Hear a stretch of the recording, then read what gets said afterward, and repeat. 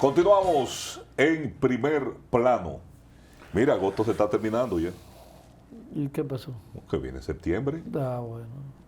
Siga preguntando. Septiembre es el mes de la diabetes. Y es el mes de la clase. Bueno.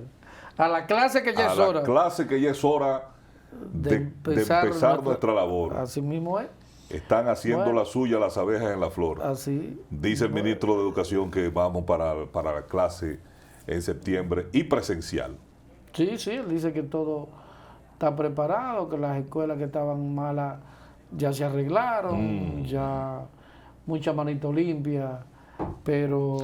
Ustedes en Estados Unidos hay un problema porque comenzaron las clases en Estados Unidos, en varios estados, y en muchos lugares han tenido que suspender por los contagios masivos de COVID.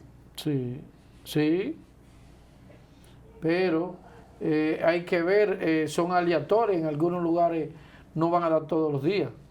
Es decir, ellos dejaron también, el ministro dejó un abanico, especialmente colegios privados, para alternarse 3 días a la semana. Sería entonces semipresencial también harían algunos, pero hay que ver cómo se desarrolla eso.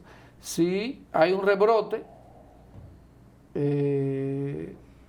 para atrás todo el mundo, vámonos otra vez por virtual.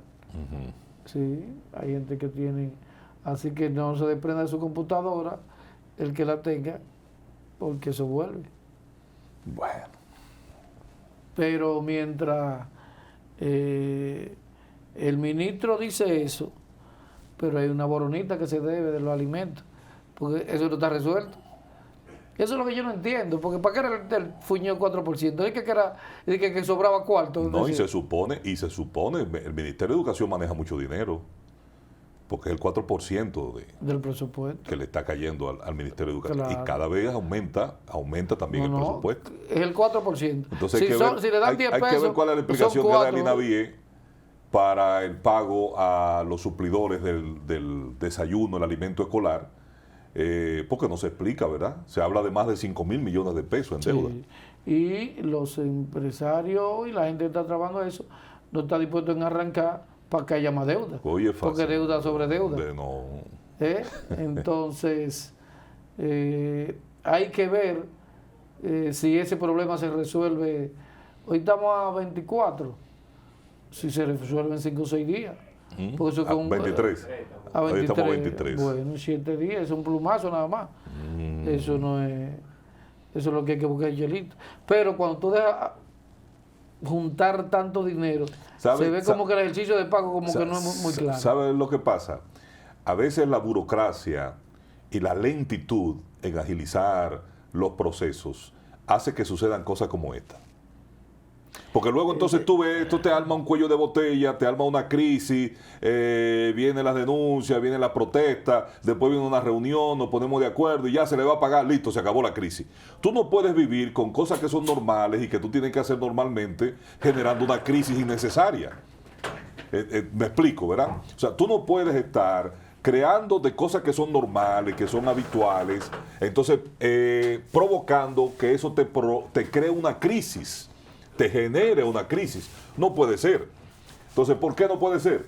Porque si la burocracia se reduce, si se agilizan los procesos, si se agilizan los expedientes, esos pagos, tú los programas y que cada quien, porque eso no es a lo loco, eso no es que yo repartí 1000 raciones y nadie lo anotó y no se sabe de dónde viene. No sé si me doy a entender, ¿verdad? Entonces, INAVIE siempre tiene, es recurrente claro, en esta administración y en la administración pasada, ese tipo de crisis, de problemas. Pero tú sabes cuál es el problema mayor de eso, lo de siempre. El chiquito queda fuñido. Porque si tú tienes 1.000 millones, tú aguantas el fuerte.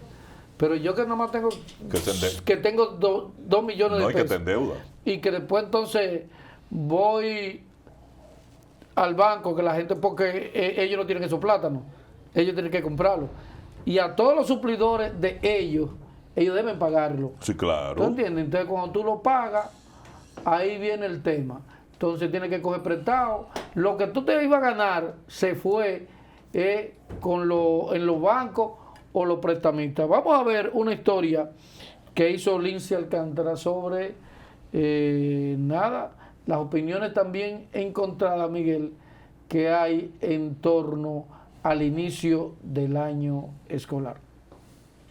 Doña Juliana es abuela de 2 niños entre 8 y 10 años. Actualmente reside en el sector de Los Tres Brazos, en el municipio de Santo Domingo Este. Dice, por necesidad debe enviar a los pequeños a clases de forma presencial, como lo anunciara el ministro de Educación, Roberto Furcal, luego de un año lectivo virtual debido al cierre de las aulas a causa del impacto del COVID-19. Ella asegura en esa zona la tasa de vacunación es muy baja, por lo que teme un rebrote de la enfermedad luego del inicio de la docencia. Aquí hay niños que están en su casa y los papás están locos de que se abra el año escolar. Y esperemos a ver qué se soluciona. Pero hay parte de la gente aquí, principalmente los Tres Brazos, que no se han vacunado. Hay que ver. Igual postura asumen otros padres del lugar, quienes no enviarán a sus hijos a clase por el mismo temor. Bueno, eso depende del gobierno, si tiene la pandemia controlada, pues uno está de acuerdo, pero si es para que los niños se infecten y que haya un rebrote, entonces yo no estoy de acuerdo, porque la salud y sobre todo de los niños va por encima de todo. No estoy de acuerdo, no, porque todavía hay pandemia aquí. Y eso mismo lo que te dice este muchacho, que si hay un rebrote, un año se puede perder, pero un hijo no. Yo no estoy de acuerdo, ¿no? De su lado, doña Juana y Margarita sí están dispuestas a enviar a sus pequeños a las aulas. Afirman la clase virtual no tiene el mismo efecto que la presencial. Que así los niños tienen más responsabilidad que estar en la calle, que hay muchos niños que después de que están en esa clase así, los niños, aunque el mío fue meritorio, aún siendo con la clase semipresencial, así es que yo estoy de acuerdo que los niños vuelvan a la clase. Ok. Sí. Estoy muy de acuerdo. ¿Por qué? Sí, para que ya es más cómodo. Es más cómodo para los niños. El año escolar está previsto a iniciarse en modalidad presencial este próximo 20 de septiembre. Lindsay Alcántara, EN Televisión. Bueno, gracias a Lindsay, ahí estaba la opinión de los padres, que como aquí se habla tanto consenso, hay que oír a los padres. Fíjate la reflexión que hizo ese, de que un año puede perder, pero un hijo está complicado perderlo. Pero para hablar de otros temas que no sea ese, ya llegó el maestro, don Marino Elseví. Doctor, buenas noches. ¿Cómo se siente? Muy bien, gracias. Y ya estamos convocando para el lunes a los partidos que tienen representación en el Congreso. Para hablar de los planes de reforma y cómo se va a hacer eso. la reforma de la Constitución. De toda la reforma. Las 12 reformas que presentó el presidente. No, pero el presidente no puede reformar la Constitución ahora. ¿Y por qué? Porque taxativamente el artículo 171 de nuestra Constitución dice que cuando existe en estado de excepción no puede conocerse la reforma constitucional. Si usted quiere se lo leo. A mí me gusta cuando usted habla. Veo como que están sorprendidos. Lea. Hay que venir con los libros aquí. Ustedes son muy caprichosos. Usted vino muy preparado. Muy duro. Cada vez que usted viene con eso, y entró así a la caliente. No podrá iniciarse la reforma constitucional en caso de vigencia de alguno de los estados de excepción previstos en el artículo 262. ¿Qué dice el 262? Ahora vamos para el 262. Esto es como la Biblia. A mí me gusta, sí. Definición, artículo 262. Los estados de excepción en 3 modalidades: estado de defensa, estado de conmoción interior y estado de emergencia. ¿En qué estamos ahora mismo? En estado de emergencia. Entonces, no hay reforma constitucional por ahora. ¿Y por qué el presidente entonces hizo Bueno, quizás quiso políticamente decir que iba a hacer eso. No le advirtieron el artículo 271 de la Constitución, porque pudo preservarse y decir, bueno, ahora mismo no puedo hacerlo porque estoy en emergencia.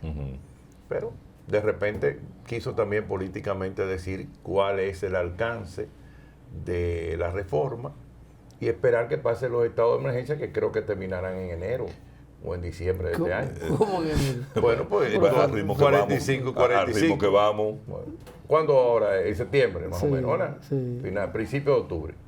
45 más. Es un mes y medio. Sí, ya nos metemos ahí en Ya diciembre. estamos en diciembre. Entonces, en enero, quizás la ley que él va a promover, porque En diciembre se recuerden, levanta eso porque hay que dejar la rumba abierta también de diciembre. Bueno, ya de hecho se ha Y estado después- levantando en las provincias que han cumplido con el 70% de su población vacunada. y seguirá levantándose, que bueno.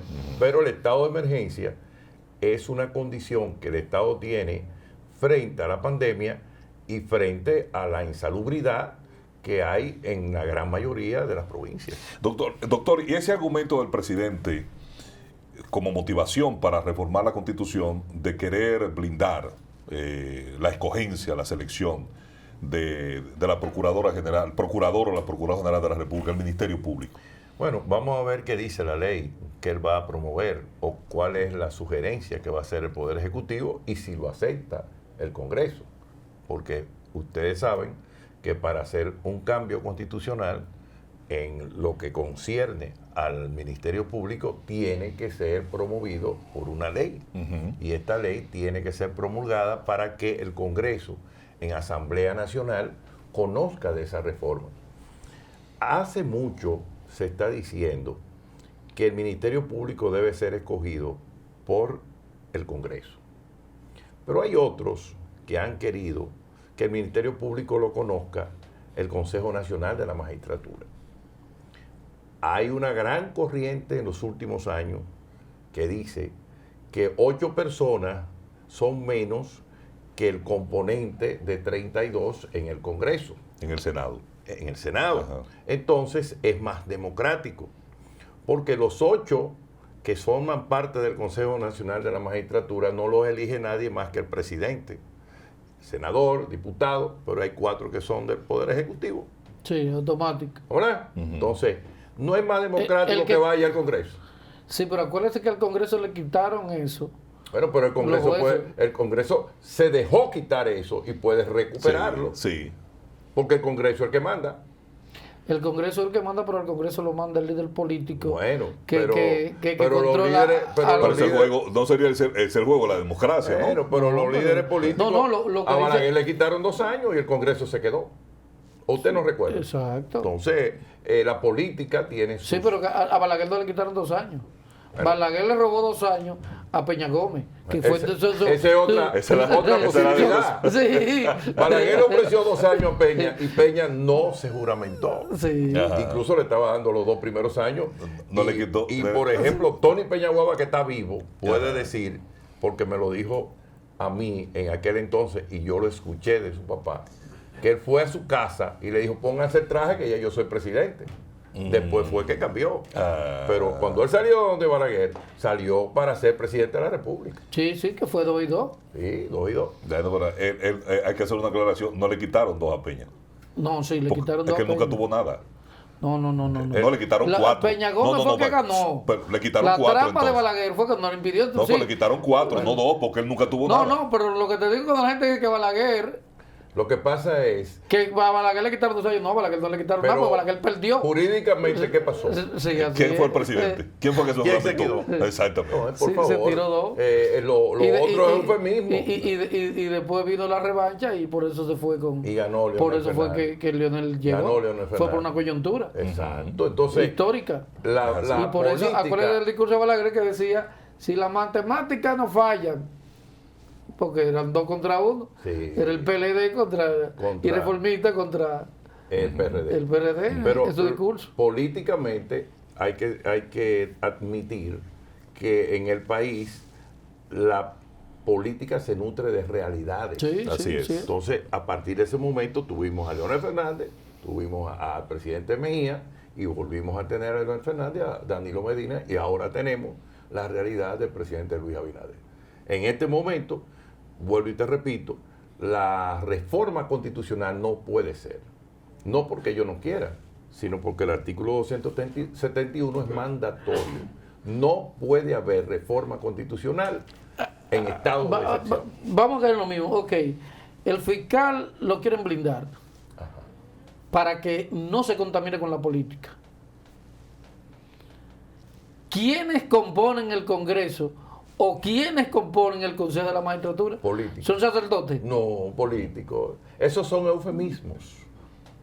Yo siempre he dicho, en el largo ejercicio que tengo y lo que he escuchado de mis padres y de los padrinos maestros y grandes profesionales del derecho, que el ejercicio de la acción pública depende del equilibrio y de los valores de quien tiene en ese momento ese cargo.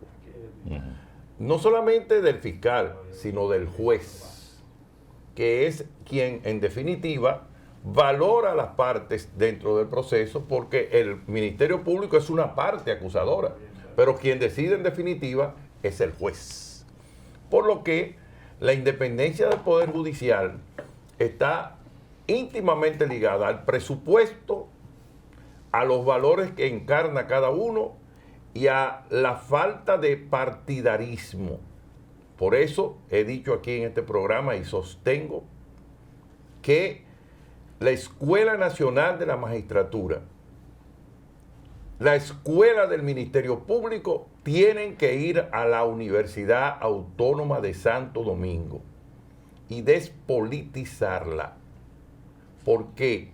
Porque la mayoría de los muchachos, hoy grandes profesionales, grandes fiscales, grandes jueces, obedecen a la recomendación del Partido de la Liberación Dominicana. Lo otro es estar de hipócrita y hablando pendejadas. Es así y es la única forma de que podemos democratizar el ejercicio y podemos además equilibrar el poder judicial sobre la base de que la gente, después que se hace abogado, quiera ser juez, quiera ser fiscal, entonces entra a la universidad y estudia eso. Bueno. Sí. Yo siempre he tenido la opinión que yo me encuentro los fiscales muy jóvenes y con poca experiencia de vida. Claro. Es decir, no es lo mismo con la cana que usted tiene ser juez que uno queriendo andar Ferrari y sin cana alguna. No. Bueno, doctor, gracias por acompañarnos una vez más. Bueno, sí. Ustedes me llevan a ciertas cosas. Bueno, doctor, de esto se trata, ¿verdad? A ustedes también gracias. Nos vemos mañana en Primer Plano. Hasta mañana.